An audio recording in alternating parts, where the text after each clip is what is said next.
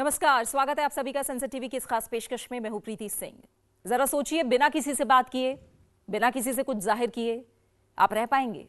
क्या यह संभव है? आप कहेंगे नहीं, बिल्कुल नहीं। लेकिन क्या आप अपने बारे में सब कुछ सबको बता देते हैं? आप कहेंगे नहीं, ऐसा कोई नहीं करता। लेकिन अब स्थिति को थोड़ा बदलिए। सुबह उठने से लेकर रात को सोने तक के फोटोग्राफ्स और जानकारी जब कहीं डाल दी जाए, पोस्ट कर दी जाए, तो सबको अपने मुंह से बताने की जरूरत रहेगी? जवाब होगा नहीं। एक समय तक सोशल मीडिया पर सोशल होना ठीक होता है, लेकिन जब संवाद दो तरफा हो जाए और सीमाएं लांघ ली जाएं, तो हालात समुद्र की उन लहरों की चपेट में आने के बराबर हो जाते हैं जहां से वापस आना मुमकिन नहीं है। असल में सोशल मीडिया कितना सोशल है, ये इसे इस्तेमाल करने वाले हम सभी लोग जानते हैं, लेकिन अब ये एक लत है। सुबह उठकर रियल लाइफ छोड़कर रील देखना, हैप्पी विद फ्रेंड्स करने का, चाहे फिर कोई हैप्पी हो या ना हो। अब अक्सर आपको लोग कहते सुनते मिल ही जाते हैं कि मेरी या मेरे दोस्त की फोटोज पर, वीडियोस पर इतने लाइक्स आए हैं, कोई कमेंट्स के बारे में बोलेगा। अब गर्दन सोशल मीडिया में धंस गई है। ऊपर उठाने के लिए सीमा में रहना होगा, लेकिन ये सीमा कैसे तय होगी? कौन करेगा? क्या कोई कानून बना दिया जाए? लेकिन ऐसा नहीं होता। कोई कुछ नहीं करेगा, करना आपको खुद है। अपने लिए सीमा आपको खुद तय करनी है। हर सेकंड, हर मिनट, रोज आपको पता ही नहीं चल रहा है कि आपका समय कहां गया। कई घंटे सोशल मीडिया पर बिताने के बाद कभी आपने सवाल अपने आप से किया कि जो समय आपने बिताया उसका क्या कुछ बेहतर प्रयोग हो सकता था? यकीन मानिए, जवाब हाँ में ही आएगा। सोशल मीडिया अब सच को झूठ और झूठ को सच बना रही है। किसी की जिंदगी को कुछ मिनटों में सोशल मीडिया बर्बाद कर रहा है। आपको नहीं लगता कि अब आप अपनों से दूर हो चुके हैं? क्यों सोशल मीडिया को दो धारी तलवार कहा जाता है? एक और इसका उपयोग भ्रम फैलाने में किया जा सकता है, तो दूसरी ओर रचनात्मक कामों में भी किया जा सकता है। सूचना क्रांति के इस आधुनिक दौर में सोशल मीडिया की भूमिका को लेकर हमेशा सवाल उठते रहे हैं।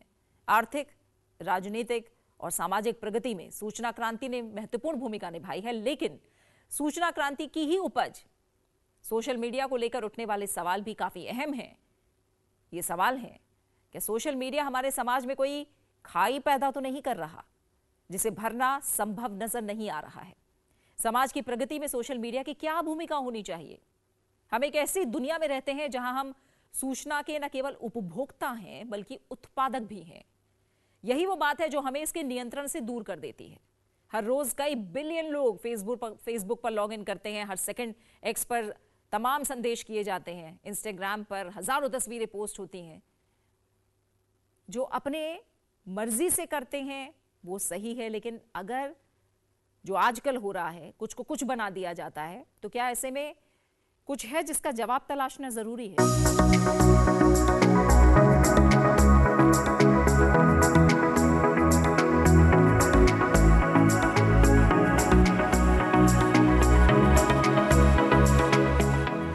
सोशल मीडिया जैसी आधुनिक तकनीकों ने हमारे आपके जीवन और काम को आसान बनाने का काम किया है, लेकिन इसने हमारी निजता और गरिमा को भी खतरे में डालने का जोखिम बहुत बढ़ा दिया है।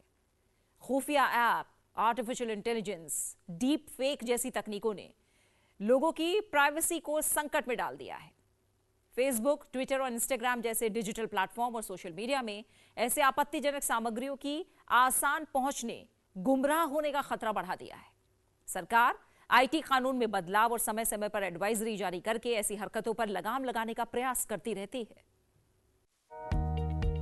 केंद्र सरकार ने हाल ही में गलत सूचना और डीप फेक घटनाओं को लेकर परामर्श जारी किया है। केंद्र सरकार ने गलत सूचना और डीप फेक की पहचान करने के लिए सोशल मीडिया कंपनियों यानी कि मीडिएटरीज को एडवाइजरी जारी की है, जिसमें ऐसी किसी भी सामग्री की रिपोर्ट किए जाने के 36 घंटे के भीतर उसे हटाने को कहा गया है।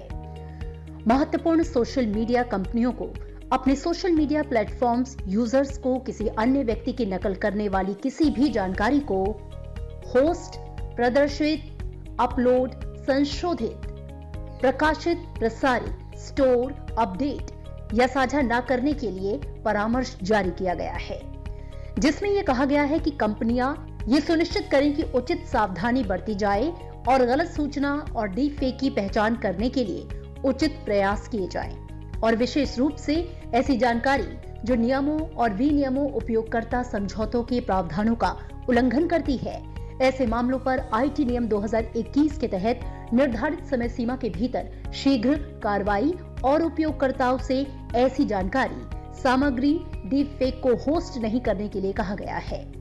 ऐसी किसी भी सामग्री की रिपोर्ट के लिए 36 घंटे के भीतर उसे हटाने को कहा गया है, जिसमें सामग्री और सूचना तक पहुंच को अक्षम किया जा सके।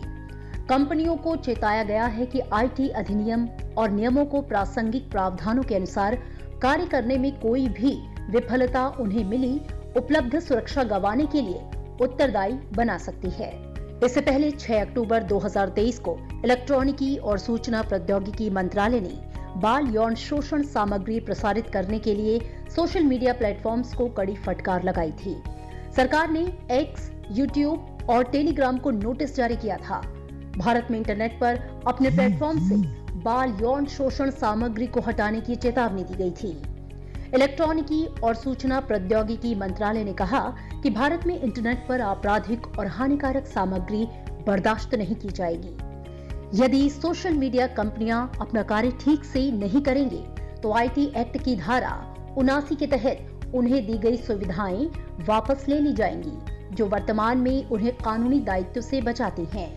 नोटिस में कहा गया है कि इन सोशल मीडिया प्लेटफॉर्म्स को अपने प्लेटफॉर्म पर CSAM से संबंधित किसी भी सामग्री तक पहुंच को तुरंत और स्थायी रूप से ब्लॉक करना चाहिए।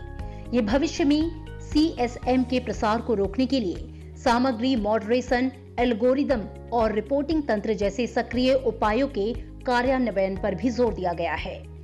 मंत्रालय ने नोटिस में ये कहा है कि अगर इन शर्तों का पालन नहीं किया जाता है तो इसे आईटी नियम 2021 के नियमों का उल्लंघन माना जाएगा। सरकार आईटी अधिनियम के तहत एक सुरक्षित और विश्वसनीय इंटरनेट बनाने के लिए प्रतिबद्ध है। आईटी अधिनियम में आईटी नियमों के अनुसार सोशल मीडिया मध्यस्थों से अपेक्षा की जाती है कि वे अपने प्लेटफॉर्म्स पर आपराधिक या हानिकारक पोस्ट को सख्ती से अस्वीकार करें। आईटी अधिनियम CSAM सहित अश्लील सामग्री से निपटने के लिए कानूनी ढांचा प्रदान करता है। अश्लील सामग्री के ऑनलाइन प्रसारण के लिए गंभीर दंड और जुर्माना लगाती है। सरकार समय समय पर सोशल मीडिया के दुरुपयोग को रोकने के लिए एडवाइजरी जारी करती रहती है। मार्च 2023 में केंद्र सरकार ने सोशल मीडिया प्लेटफॉर्म्स पर मशहूर हस्तियों, प्रभावित करने वालों और वर्चुअल रूप से प्रभावित करने वालों के लिए एंडोर्समेंट नो हाउ नाम से दिशा निर्देश जारी किए थे, जिसका उद्देश्य ये सुनिश्चित करना है कि उत्पाद या सेवाओं का समर्थन करते समय व्यक्ति अपने दर्शकों को गुमराह न करे और वे उपभोक्ता संरक्षण अधिनियम और किसी भी संबंधित नियमों का या दिशा निर्देशों के अनुपालन में हो। केंद्र सरकार ने निर्देश दिया है कि भुगतान या वस्तु विनिमय ब्रांड के प्रचार के लिए उपयोग किए गए शब्द स्पष्ट और प्रचार के लिए पूरी तरह से उपयुक्त होने चाहिए। विज्ञापन, प्रायोजित सहयोग या सशुल्क प्रचार जैसे शब्दों का प्रयोग किया जा सकता है। शब्द को हैशटैग या डेडलाइन टेक्स्ट के रूप में दर्शाया जाना चाहिए। व्यक्तियों को किसी भी उत्पाद या सेवा का समर्थन नहीं करना चाहिए जिसका उन्होंने व्यक्तिगत रूप से उपयोग या अनुभव नहीं किया है या जिसमें उनकी ओर से उचित परिश्रम नहीं किया गया है। दिशा निर्देश में ये कहा गया है कि जिन व्यक्तियों या समूहों के पास दर्शकों तक पहुंच है, ज्ञान, स्थिति या रिश्ते के कारण किसी उत्पाद, सेवा, ब्रांड या अनुभव के बारे में अपने दर्शकों के खरीदारी के फैसले या राय को प्रभावित करने की शक्ति है, उसके बारे में उन्हें अपने दर्शकों के साथ खुलासा करना चाहिए। इस प्रकटीकरण को समर्थन संदेश में इस तरह से रखा जाना चाहिए कि जो स्पष्ट, प्रमुख और याद करने में पूरी तरह से उचित हो। खुलासे को हैशटैग या लिंक के समूह के साथ नहीं मिलाया जाना चाहिए। किसी चित्र में समर्थन को छवि पर पर्याप्त रूप से प्रदर्शित किया जाना चाहिए ताकि दर्शक उसे नोटिस कर सके। किसी वीडियो या लाइव स्ट्रीम में समर्थन के लिए ऑडियो और वीडियो दोनों प्रारूपों में किया जाना चाहिए और संपूर्ण स्ट्रीम के दौरान लगातार प्रमुखता से प्रदर्शित किया जाना चाहिए। दिशा निर्देश मशहूर हस्तियों और प्रभावित करने वालों को सलाह देते हैं कि वे हमेशा समीक्षा करें कि खुद को संतुष्ट करें कि विज्ञापन दाता विज्ञापन में किए गए दावों को साबित करने की स्थिति में है या नहीं। ये भी अनुशंसा की जाती है कि उत्पाद और सेवा का वास्तव में उपयोग किया गया है या नहीं, या प्रचार करने वाले के द्वारा अनुभव किया गया हो। दिशा निर्देशों का उद्देश्य ये सुनिश्चित करना है कि व्यक्ति उत्पादों या सेवाओं का समर्थन करते समय अपने दर्शकों को गुमराह न करे और वे उपभोक्ता संरक्षण अधिनियम और किसी भी संबंधित नियमों या दिशा निर्देशों के अनुपालन में हो। अपने दर्शकों के साथ पारदर्शिता और प्रामाणिकता बनाए रखने के लिए मशहूर हस्तियों प्रभावित करने वालों को इन दिशा निर्देशों का पालन करना आवश्यक है। दिशा निर्देशों को 2019 के उपभोक्ता संरक्षण अधिनियम द्वारा निर्धारित दिशा निर्देशों के अनुरूप जारी किया गया है। अधिनियम ने उपभोक्ताओं को अनुचित व्यापार कार्य प्रणालियों और भ्रामक विज्ञापनों से बचाने के लिए दिशा निर्देश तैयार किए हैं। सरकार सूचना प्रौद्योगिकी डिजिटल मीडिया आचार संहिता नियम 2021 को अधिसूचित कर चुकी है, जिसके मुताबिक सोशल मीडिया प्लेटफॉर्म का भारत में व्यापार करने के लिए भारत के संविधान और कानूनों का पालन करना होगा। आईटी नियम सोशल मीडिया के उपयोगकर्ताओं को सशक्त बनाते हैं, उनकी शिकायतों के निवारण और समय पर समाधान के लिए एक तंत्र का निर्माण करते हैं। डिजिटल मीडिया और ओटीटी के बारे में नियम घरेलू और स्व नियमन तंत्र पर अधिक ध्यान केंद्रित करते हैं, जिससे पत्रकारिता और रचनात्मक स्वतंत्रता को बरकरार रखते हुए एक मजबूत शिकायत निवारण तंत्र प्रदान किया गया है। प्रस्तावित ढांचा प्रगतिशील, उदार और समसामयिक है।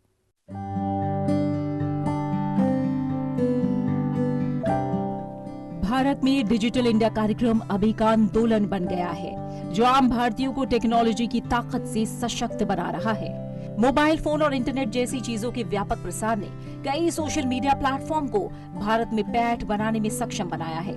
सोशल मीडिया के प्रसार ने एक तरफ जहां नागरिकों को सशक्त बनाया है, वहीं दूसरी ओर कुछ गंभीर चिंताओं और परिणामों को भी जन्म दिया है, जो हाल के वर्षों में कई गुना बढ़ गए हैं। हाल में सोशल मीडिया प्लेटफॉर्म पर कुछ बहुत ही परेशान करने वाली घटनाएं देखी जा रही हैं। फर्जी खबरों के लक्ष्य से संबंधित सामग्री को साझा करने के लिए सोशल मीडिया के बड़े पैमाने पर दुरुपयोग ने अक्सर महिलाओं की गरिमा को खतरे में डाल दिया है। कॉर्पोरेट प्रतिद्वंदिता को अनैतिक तरीके से निपटाने के लिए सोशल मीडिया का दुरुपयोग व्यवसायों के लिए एक प्रमुख चिंता का विषय बन गया है। प्लेटफॉर्म के माध्यम से अपमानजनक भाषा, अपमानजनक और अश्लील सामग्री और धार्मिक भावनाओं के प्रति अनादर के मामले बढ़ रहे हैं। पिछले कुछ वर्षों में अपराधियों, राष्ट्र विरोधी तत्वों द्वारा सोशल मीडिया के दुरुपयोग की बढ़ती घटनाएं कानून प्रवर्तन एजेंसियों के लिए नई चुनौतियां लेकर आई हैं। इनमें आतंकवादियों की भर्ती के लिए प्रलोभन, अश्लील सामग्री का प्रसार, वैमनस्य फैलाना, वित्तीय धोखाधड़ी, हिंसा भड़काना, सार्वजनिक व्यवस्था जैसे मामले शामिल हैं। डिजिटल मीडिया से संबंधित पारदर्शिता, जवाबदेही और उपयोगकर्ताओं के अधिकारों की कमी के बारे में बढ़ती चिंताओं के बीच सूचना प्रौद्योगिकी मध्यवर्ती दिशा निर्देश और डिजिटल मीडिया आचार संहिता नियम 221 को तैयार किया गया। इलेक्ट्रॉनिक्स और सूचना प्रौद्योगिकी मंत्रालय और सूचना और प्रसारण मंत्रालय दोनों ने सोशल मीडिया प्लेटफॉर्म के साथ साथ डिजिटल मीडिया और ओटीटी प्लेटफॉर्म के संबंध में एक सामंजस्यपूर्ण सॉफ्ट टच निरीक्षण तंत्र बनाने के लिए डिजिटल मीडिया आचार संहिता नियम 2021 को अधिसूचित किया। पहले कोई मजबूत शिकायत तंत्र नहीं था, जिसमें सोशल मीडिया और ओटीटी प्लेटफॉर्म के सामान्य उपयोगकर्ता अपनी शिकायत दर्ज कर सके और निर्धारित समय सीमा के भीतर इसका निवारण कर सके। पारदर्शिता की कमी और मजबूत शिकायत निवारण तंत्र की अनुपस्थिति ने उपयोगकर्ताओं को पूरी तरह से सोशल मीडिया प्लेटफॉर्म की इच्छा पर निर्भर कर रखा था। नए नियम डिजिटल प्लेटफॉर्म की सामान्य उपयोगकर्ताओं को उनकी शिकायतों का निवारण करने और उनके अधिकारों के उल्लंघन के मामले में जवाबदेही तय करने के लिए पर्याप्त रूप से सशक्त बनाते हैं। इलेक्ट्रॉनिक्स और आईटी मंत्रालय की ओर से सोशल मीडिया से संबंधित दिशा निर्देशों में उचित परिश्रम का प्रावधान किया गया है, जिसका पालन सोशल मीडिया कंपनियों की ओर से किया जाना चाहिए। पालन नहीं किए जाने पर सुरक्षा प्रावधान उन पर लागू नहीं होंगे। नियम उपयोगकर्ताओं या पीड़ितों से शिकायतें प्राप्त करने के लिए एक शिकायत निवारण तंत्र स्थापित करने के लिए सोशल मीडिया मध्यस्थों सहित बिचौलियों को अनिवार्य करके उपयोगकर्ताओं को सशक्त बनाने का प्रयास किया गया है। मध्यस्थों को ऐसी शिकायतों से निपटने के लिए एक शिकायत अधिकारी नियुक्त करना होगा और ऐसे अधिकारी का नाम और संपर्क विवरण साझा करना होगा। शिकायत अधिकारी 24 घंटे के भीतर शिकायत स्वीकार करेगा और इसकी प्राप्ति के 15 दिनों के भीतर इसका समाधान करेगा।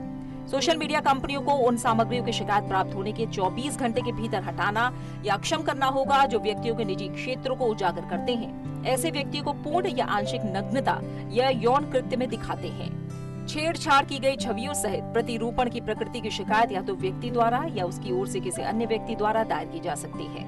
नियम सोशल मीडिया मध्यस्थों और महत्वपूर्ण सोशल मीडिया मध्यस्थों के बीच अंतर करते हैं। यह अंतर सोशल मीडिया प्लेटफॉर्म पर उपयोगकर्ताओं की संख्या पर आधारित है। सरकार को उपयोगकर्ता आधार की सीमा को अधिसूचित करने का अधिकार है, जो सोशल मीडिया मध्यस्थों और महत्वपूर्ण सोशल मीडिया मध्यस्थों के बीच अंतर करेगा। नियमों के अनुसार महत्वपूर्ण सोशल मीडिया मध्यस्थों को कुछ अतिरिक्त नियमों का पालन करना आवश्यक है। महत्वपूर्ण सोशल मीडिया कंपनियां एक मुख्य अनुपालन अधिकारी नियुक्त करें, जो अधिनियम और नियमों का अनुपालन सुनिश्चित करने के लिए जिम्मेदार होगा। ऐसा व्यक्ति भारत का निवासी होना चाहिए। कानून प्रवर्तन एजेंसियों के साथ समन्वय के लिए एक नोडल संपर्क व्यक्ति नियुक्त किया जाना चाहिए। प्राप्त शिकायतों के विवरण और शिकायतों पर की गई कार्रवाई के साथ साथ महत्वपूर्ण सोशल मीडिया कंपनियों की ओर से हटाई गई सामग्री के विवरण का उल्लेख करते हुए एक मासिक अनुपालन रिपोर्ट प्रकाशित करें। मुख्य रूप से मैसेजिंग की प्रकृति में सेवाएं प्रदान करने वाले महत्वपूर्ण सोशल मीडिया मध्यस्थ सूचना के पहले ओरिजिनेटर की पहचान करने में सक्षम होंगे, जो केवल भारत की संप्रभुता और अखंडता से संबंधित अपराध की रोकथाम, पता लगाने, जांच, अभियोजन या सजा के उद्देश्यों के लिए आवश्यक है। राज्य की सुरक्षा, विदेशी राज्यों के साथ मैत्रीपूर्ण संबंध या सार्वजनिक व्यवस्था या उपरोक्त से संबंधित किसी अपराध के लिए उकसाना या बलात्कार, यौन रूप से स्पष्ट सामग्री या बाल यौन शोषण सामग्री के संबंध में कम से कम 5 साल की कैद की सजा हो सकती है। महत्वपूर्ण सोशल मीडिया मध्यस्थ का भारत में एक भौतिक संपर्क पता, उसकी वेबसाइट या मोबाइल ऐप या दोनों पर प्रकाशित होने चाहिए। जो उपयोगकर्ता स्वेच्छा से अपने खातों को सत्यापित करना चाहते हैं, उन्हें अपने खातों को सत्यापित करने के लिए एक उचित तंत्र प्रदान किया जाएगा और सत्यापन का प्रदर्शन योग्य चिन्ह प्रदान किया जाएगा। ऐसे मामलों में जहां महत्वपूर्ण सोशल मीडिया मध्यस्थ अपनी मर्जी से किसी भी जानकारी को हटा देते हैं या उस तक पहुंच को अक्षम कर देते हैं, तो इसकी पूर्व सूचना उस उपयोगकर्ता को दी जाएगी। उपयोगकर्ता को मध्यस्थ द्वारा दी गई कार्रवाई पर विवाद करने का पर्याप्त और उचित अवसर प्रदान किया जाना चाहिए। किसी न्यायालय की ओर से आदेश के रूप में वास्तविक जानकारी प्राप्त करने पर या सरकार की ओर से अधिसूचित होने पर एक मध्यस्थ या इसकी एजेंसियों को अधिकृत अधिकारी के माध्यम से कोई भी जानकारी होस्ट या प्रकाशित नहीं करनी चाहिए, जो भारत की संप्रभुता और अखंडता, सार्वजनिक व्यवस्था, विदेशी देशों के साथ महत्वपूर्ण संबंधों आदि के हित के संबंध में किसी भी कानून के तहत निषिद्ध है। डिजिटल मीडिया और OTT प्लेटफॉर्म दोनों पर डिजिटल सामग्री से संबंधित मुद्दों पर व्यापक चिंताएं रही हैं। डिजिटल मीडिया और OTT प्लेटफॉर्म से संबंधित डिजिटल मीडिया एथिक्स कोड सूचना और प्रसारण मंत्रालय द्वारा प्रकाशित किया जाएगा, लेकिन जो सूचना प्रौद्योगिकी अधिनियम के तहत होगी, जो डिजिटल प्लेटफॉर्म को नियंत्रित करता है। नियम समाचार प्रकाशकों और OTT प्लेटफॉर्म पर डिजिटल मीडिया के लिए एक सॉफ्ट टच, स्वनियामक वास्तुकला और एक आचार संहिता और 3 स्तरीय शिकायत निवारण तंत्र स्थापित करते हैं। वो आचार संहिता OTT प्लेटफॉर्म और ऑनलाइन समाचार और डिजिटल मीडिया संस्थाओं द्वारा पालन किए जाने वाले दिशा निर्देशों को निर्धारित करती है। OTT प्लेटफॉर्म, जिन्हें नियमों में ऑनलाइन क्यूरेटेड सामग्री के प्रकाशक कहा जाता है, सामग्री को 5 आयु आधारित श्रेणियों में स्वयं वर्गीकृत करेंगे।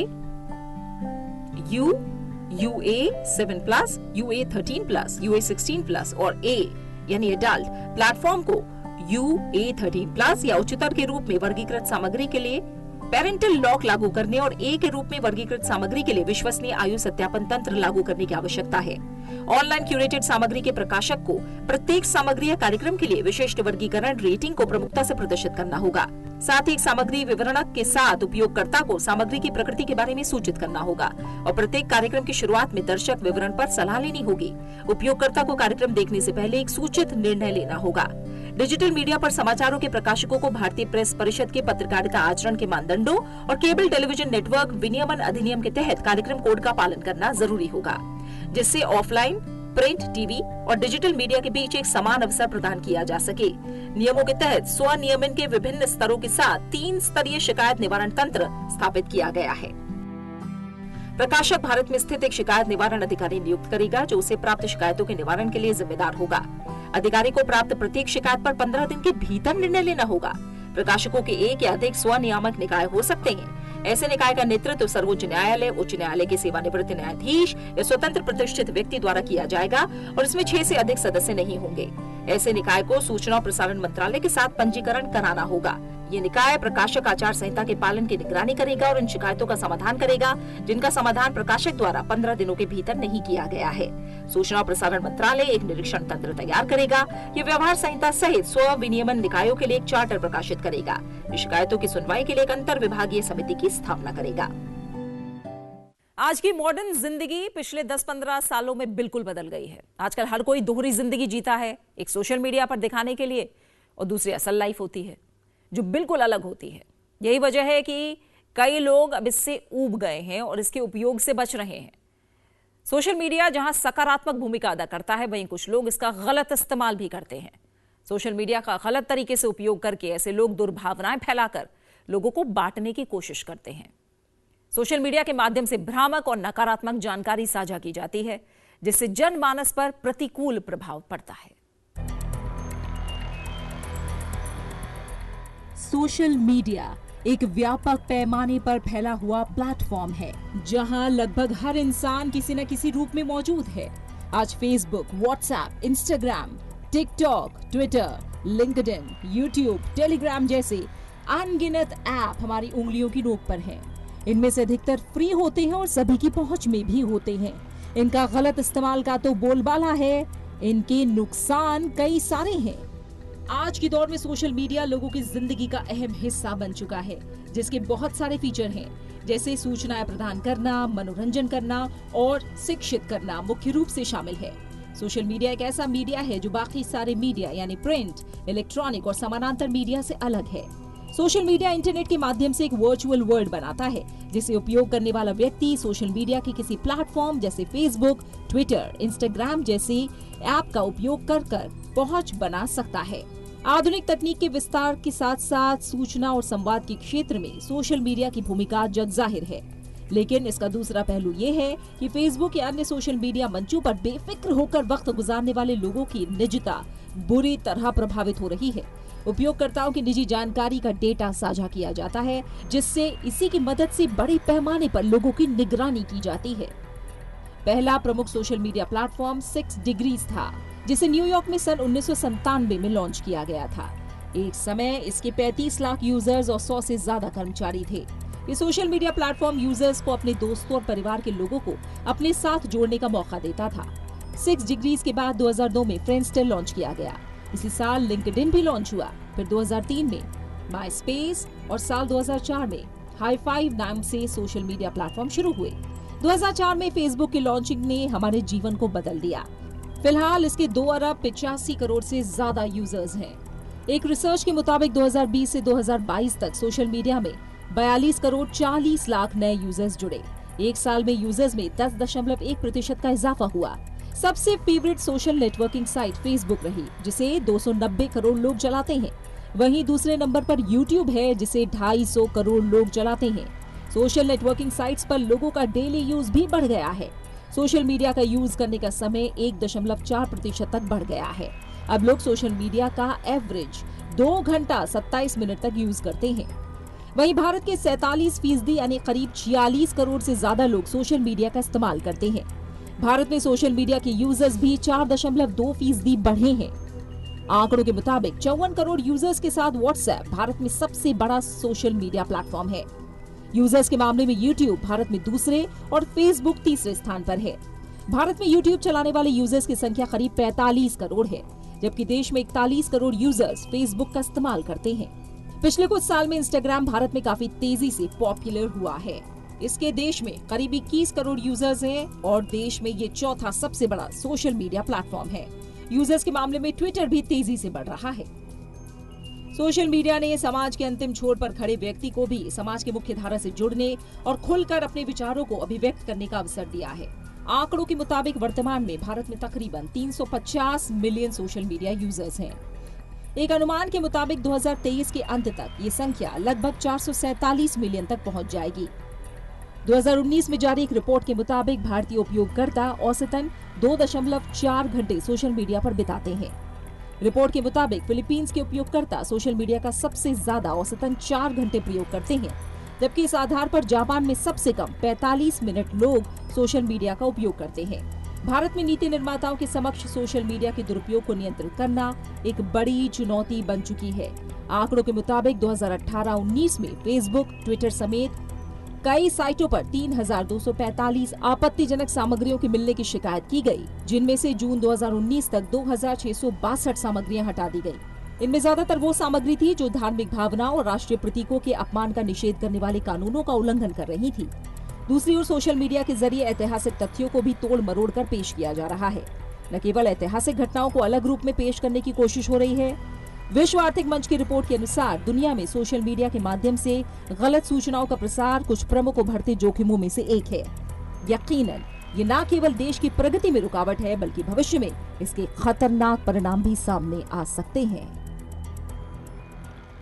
संचार के बिना जीवन संभव नहीं है। मानव सभ्यता के विकास में संचार की भूमिका सबसे महत्वपूर्ण रही है। संचार दो या दो से अधिक लोगों के बीच का संपर्क है, सूचनाओं का आदान प्रदान है, विचारों और भावनाओं को साझा करने का तरीका है। संचार के कई प्रकार हैं। इस जमाने में, जिस जमाने में आप और हम सांस ले रहे हैं, इसमें सोशल मीडिया संचार का सबसे बड़ा माध्यम है। संचार कभी कुछ क्षणों में सब कुछ सकारात्मक कर देता है, तो कभी बड़ा विनाश भी ले आता है। कभी ये वो कर देता है जिसकी ना तो आप कल्पना कर सकते हैं और ना ही आप वैसा कुछ होते हुए देखना भी चाहेंगे। कई बार सोशल मीडिया सीमाएं लांघ जाता है। कभी किसी के जीवन में ऐसा तूफान ले आता है कि बस उससे संभलना मुश्किल ही नहीं, नामुमकिन सा हो जाता है। कैसी हो सोशल मीडिया के साथ जिंदगी, क्या है इसके नियम और क्या नियम आप बना सकते हैं अपने और अपनों के लिए, देखिए इस रिपोर्ट के जरिए। आजकल की भागदौड़ भरी जिंदगी, भारत में बैठे बैठे आप दुनिया की किसी भी कोने की जानकारी हासिल कर सकते हैं, अपनी आंखों से देख सकते हैं, वो भी रियल टाइम में। ये सब मुमकिन हो पाया है सोशल मीडिया के जरिए। आप जब चाहें विदेश में बैठे अपने कई दोस्तों के साथ बात कर सकते हैं, उन्हें देख भी सकते हैं वीडियो कॉल के जरिए। ये भी सोशल मीडिया की ही देन है। अब जरा याद कीजिए कोरोना काल को, जब सारी दुनिया थम गई थी तो सोशल मीडिया ने सबको जोड़ने का काम किया। किसी अनजाने को दिक्कत हुई, आपको जानकारी मिली और आपने मदद कर दी। ये सब सोशल मीडिया के वो पहलू हैं जो आपको इससे जोड़ते हैं, सबको इसका मुरीद बना देते हैं। लेकिन जब सोशल मीडिया के सिक्के को पलटते हैं तो तस्वीर पूरी तरह से बदल जाती है। हाल ही में डीप फेक शब्द चर्चा में आया। देश की एक अभिनेत्री के चेहरे वाली एक लड़की का वीडियो वायरल हुआ। अभिनेत्री की तरफ से कहा गया कि वो वीडियो फेक है। हालांकि इस तरह के वीडियो बाहर आने के बाद बड़े स्टार अक्सर यही कहते हैं कि वीडियो फेक है। राजनीति में भी ऐसा ही होता है। लेकिन हैरानी तब हुई जब फैक्ट चेक करने पर साफ हो गया कि वो वीडियो असल में उस अभिनेत्री का नहीं था। वीडियो एक social media influencer British Indian लड़की का था। मामला साफ हो गया। लेकिन जरा सोचिए, अगर ये वीडियो किसी आम लड़की के साथ होता तो क्या स्थिति होती। उस स्थिति को सोचकर ही डर लगता है। कभी अपनी अच्छाई के लिए सोशल मीडिया की तारीफ होती थी, लेकिन अब सोशल मीडिया तेजी से झूठ को फैलाने का औजार बनता जा रहा है। झूठ के पांव नहीं होते, ये पुराना मुहावरा है, लेकिन सोशल मीडिया पर झूठ के पंख होते हैं। फेक न्यूज पर हुए अब तक के सबसे बड़े अध्ययन के बाद वैज्ञानिकों का कहना है कि झूठी खबरें बहुत तेजी से और बहुत दूर तक फैलती हैं। इस हद तक कि सच्ची खबरें उनके मुकाबले टिक नहीं पाती। सोशल मीडिया का असर मेंटल हेल्थ पर भी पड़ रहा है। ये सवाल स्टैनफोर्ड यूनिवर्सिटी, हार्वर्ड और वॉशिंगटन यूनिवर्सिटी के मेडिकल स्कूल की रिसर्च में कई बार उठ चुका है। क्या सोशल मीडिया हमें सामाजिक रूप से अकेला और मानसिक रूप से बीमार कर रहा है? सोशल मीडिया पॉपुलैरिटी के फायदे के बारे में तो हम सभी जानते हैं। इसने दुनिया भर में लोगों को जोड़ा है, आपदा के समय मदद का जरिया बना है। मी टू जैसे मूवमेंट सोशल मीडिया की वजह से ही संभव हो पाए। इन सब फायदों के बावजूद ये एक दो धारी तलवार है। International journal of Indian psychology में आई एक रिसर्च कहती है कि सोशल मीडिया के इस्तेमाल से एंजाइटी, स्ट्रेस और डिप्रेशन बढ़ रहा है। आपकी बॉडी में स्ट्रेस हार्मोन का लेवल बढ़ रहा है। आप डोपामाइन एडिक्ट हो रहे हैं। आपकी एंजाइटी और डिप्रेशन बढ़ रहा है। आप सोशल आइसोलेशन का शिकार हो रहे हैं। बच्चे पढ़ाई में पिछड़ रहे हैं। ये हमारी मेंटल हेल्थ के लिए खतरे की घंटी है। विश्व स्वास्थ्य संगठन तक ने इसके खतरों को लेकर वार्निंग जारी की है। लेकिन फिर भी क्या वजह है कि पूरी दुनिया में सोशल मीडिया यूजर्स की संख्या लगातार बढ़ रही है?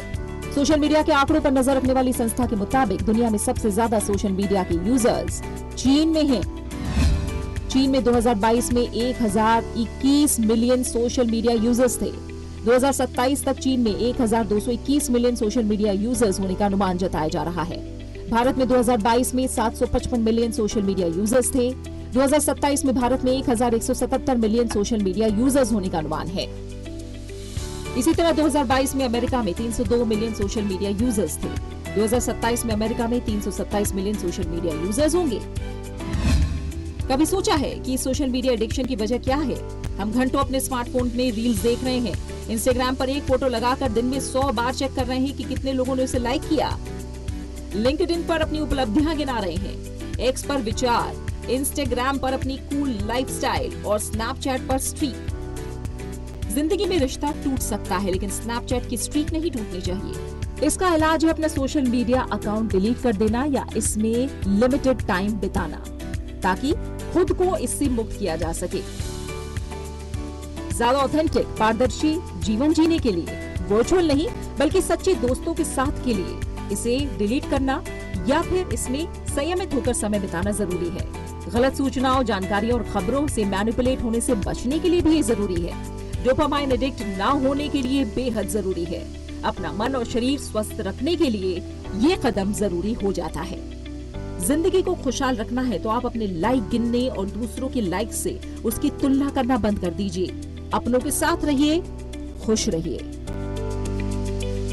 और इसी के साथ हमारी इस खास पेशकश निजता का जोखिम में फिलहाल इतना ही। आप इस कार्यक्रम को हमारे YouTube चैनल पर भी देख सकते हैं और अपनी राय, सुझाव और प्रतिक्रिया हमारे साथ साझा कर सकते हैं, जिनका हमें इंतजार रहता है।